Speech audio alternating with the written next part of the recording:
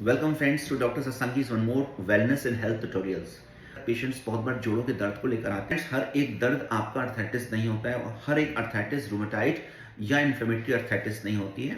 So friends, किस तरीके से हम इसको डायग्नोस करते हैं मैं स्टेप बाय स्टेप आपको इस वीडियो में बताऊंगा। आप इसको आखिरी तक बने रहें और अपने फ्रेंड्स तक और लोगों तक इसको साझा जरूर करें। एक यूरोपियन लीग और एक अमेरिकन रूमेटोलॉजी एसोसिएशन, इन दोनों ने ही रूमेटाइड अर्थराइटिस को डिफाइन किया है कि किसी अर्थराइटिस को रूमेटाइड कैसे बोलते हैं। ये जॉइंट्स के इन्वॉल्वमेंट के ऊपर है कि आपके जो जोड़ हैं कौन कौन से इन्वॉल्व हैं। दूसरा, इन्फ्लेमेटरी मार्कर्स क्या हैं जो हम आपके ब्लड टेस्ट करते हैं उसमें ऐसा क्या दिख रहा है। नंबर 3, डायग्नोस्टिक मार्कर्स क्या दिख रहे हैं। नंबर 4, कब से आपको उसका इन्वॉल्वमेंट है।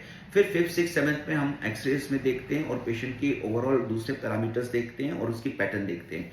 सो फ्रेंड्स, और अगर 6 के ऊपर की नंबरिंग होती है, 6 होती है, तो हम इसको प्रूवन रूमेटाइड अर्थराइटिस कहते हैं। सो फ्रेंड्स, जब भी आपको अगली बार ट्रीटमेंट चलता है रूमेटाइड अर्थराइटिस का किसी भी डॉक्टर के साथ, तो आप ये देखिए कि आपको प्रूवन रूमेटाइड अर्थराइटिस है कि नहीं, क्योंकि मेडिकल साइंस में इसके साथ ही ट्रीटमेंट की प्रोग्नोसिस तय की जाती है। स्टेप बाय स्टेप सबसे पहले हम ये देखते हैं कि आपके बड़े जोड़ इन्वॉल्व हैं कि नहीं।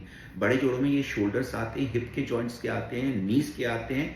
ये बड़े जोड़ माने जाते हैं। अगर इनका इन्वॉल्वमेंट है तो आपको अर्थराइटिस हो सकती है। जरूरी नहीं कि रूमेटाइड अर्थराइटिस हो। अगर आपके छोटे जॉइंट्स भी बड़े जोड़ों के अलावा इन्वॉल्व हैं, जैसे ये उंगलियों का पेन है जिसको हम पीआईपी या एमसीपी पेन्स कहते हैं, या टार्सल्स, नीचे तलवे के पेन हो रहे हैं, नीचे के अंगूठे या छोटी उंगलियों में पेन हो रहा है, मॉर्निंग स्टिफनेस है, या किसी कारणवश आपको हथेली में और इन एरियाज में थम्स के नीचे स्वेलिंग दिखती है, तो चांसेस क्वालिफाई हो जाते हैं कि आपको रूमेटाइड अर्थराइटिस हो सकती है।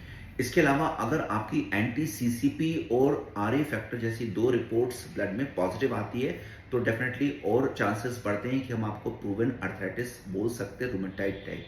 नाउ नंबर 3, अगर बॉडी में इन्फ्लेमेशन के मार्कर्स, बॉडी में इन्फ्लेमेशन कैसे पता चलेगा। 2 रिपोर्ट्स होती हैं, एक सीआरपी होती है, सी रिएक्टिव प्रोटीन, जो कि इमीडिएट इन्फ्लेमेशन बता सकती है 24 घंटे के अंदर का, और दूसरा ईएसआर, इरेथ्रोसाइटिक सेडिमेंटेशन रेट। तो ईएसआर भी हमें एक रफ आइडिया दे देता है कि पेशेंट की बॉडी में सूजन चल रही है कि। अगर आपकी पैटर्न 6 वीक्स या 3 महीने से ज्यादा का इन्वॉल्वमेंट है जोड़ों में, तो हम ये मान के चलते हैं कि आपको प्रूवन रूमेटाइड अर्थराइटिस है। या करते समय हम इस बात को तय करते हैं कि कहीं ऐसा तो नहीं कि आपको लूपस या एसएलई के अंतर्गत है। आपकी एएनए रिपोर्टिंग और दूसरे क्राइटेरिया को भी यूरिक एसिड या गाउट के अंतर्गत तो नहीं, जोड़ों में या चोट तो नहीं लग गई थी कि जोड़ों में आपकी स्वेलिंग आ गई है। अगर ये रीजंस नहीं है तो आरए का केस होते हैं। जरूरी नहीं कि आपकी पूरी बॉडी में पेन हो रहा है, पिछले कुछ महीनों में रह रहकर हुआ है, तो आपको आरए है। एक और मेजर कंडीशन है जिसके ऊपर नेक्स्ट वीडियो है, आप उसको जरूर देखिएगा। दैट्स कॉल्ड फाइब्रोमाइल्जिया सिंड्रोम, जो फीमेल्स में ज्यादा पाया जाता है, जिसमें cognitive behaviour, anxiety, depression, body pens, इसके